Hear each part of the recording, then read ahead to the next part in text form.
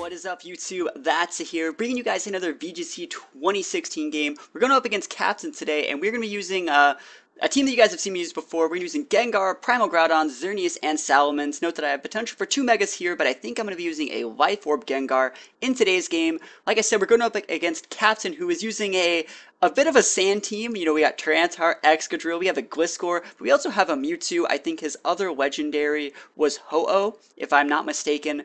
But sand teams have really just dropped off after VGC 2015. I know Japanese Sand was a team that was really big last year, and it was just really good at stopping all the rain teams. It was really solid, it was really safe.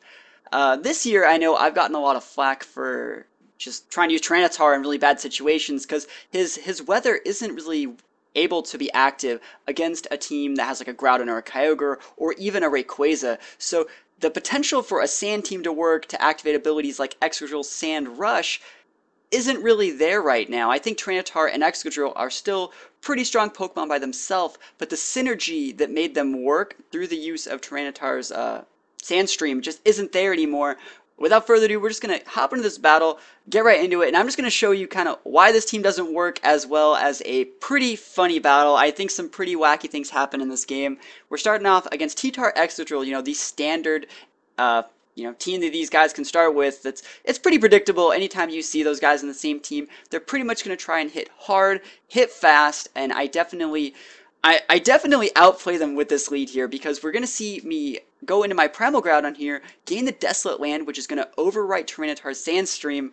But I'm going to take it a step further, because what we can still expect here is like, oh, there's potential for like a Scarf on the T-Tar, or like, you know, there's still potential for outplay from my opponent's side. Maybe he's trying to bait me into a safe lead like that. But we see the Tyranitar switch instead, deciding to go in with the Gliscor, and right here I'm definitely expecting, you know, his Excadrill to go for that Earthquake. So we are going for a skill swap here. We're going to give my Groudon Levitate just like a little bit more BM. Note that my Gengar now has Desolate Land. It's actually going to play a little bit of a play later in the game here, as we see the Precipice Blades come out, and note that my full Jolly Groudon is faster than the Excadrill because there's no Sandstream to double the Excadrill's speed. So Excadrill is going to go down turn 1, as we see Gliscor's Toxic Orb activate, and remember, this guy just have Toxic Heal, or Poison Heal, that's what it's called. So he's going to be able to stay relatively topped off for the remainder of the game.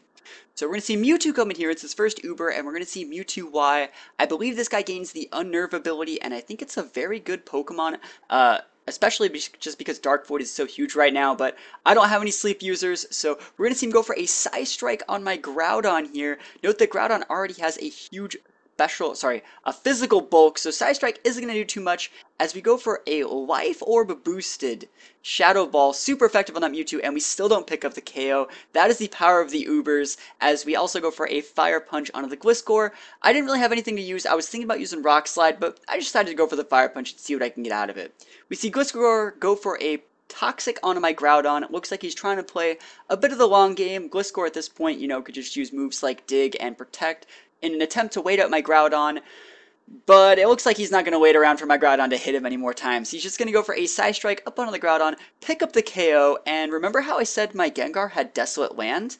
Well, now he has Poison Heal, and Gliscor has Desolate Land. And the reason why I'm skill swapping there instead of attacking was just because I love doing this. I think it's hilarious when you watch the opposing Gliscors tick out from their own Toxic, because they poison themselves, and now they're just ticking down.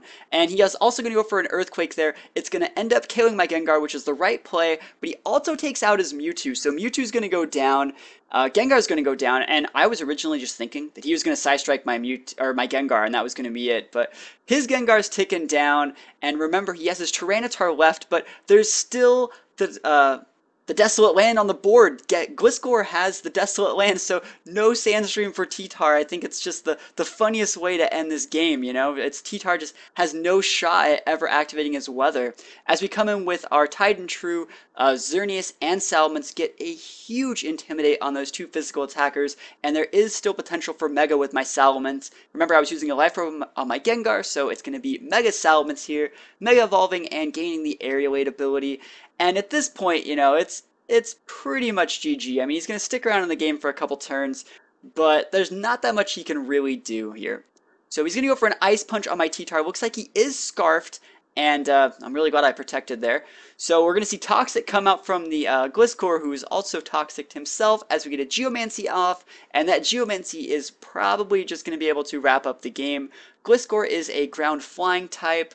Even though he has Poison Heal, it's not like he is really a poison type, so he's going to take huge damage from the Dazzling Gleam, and Tyranitar is going to take really, really big damage from this Dazzling Gleam, as it is super effective on his dark typing.